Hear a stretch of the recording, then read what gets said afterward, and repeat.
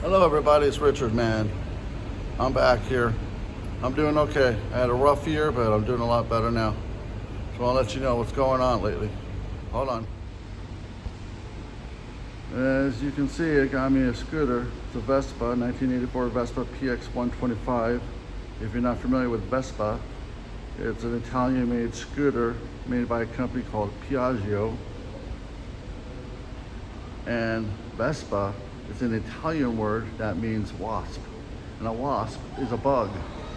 So that makes this an old bug adventure. Give it a thumbs up. Give it a thumbs up. Old bug adventures. All right. As you can see, I'm on crutches. I have a fractured tibial plateau on my left leg. That's the shin bone, the top of it at the knee joint. It's fractured. I fell out the work truck and landed wrong. The only way I had to get to the hospital and back home, the scooter was my only means home and to the ER. That was not fun, but it was fun at the same time, if you know what I mean. All right.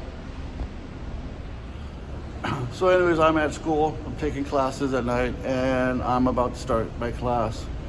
So I'll see you when class is over, and I start my ride home. Bye. 37 miles. Broken leg scooter.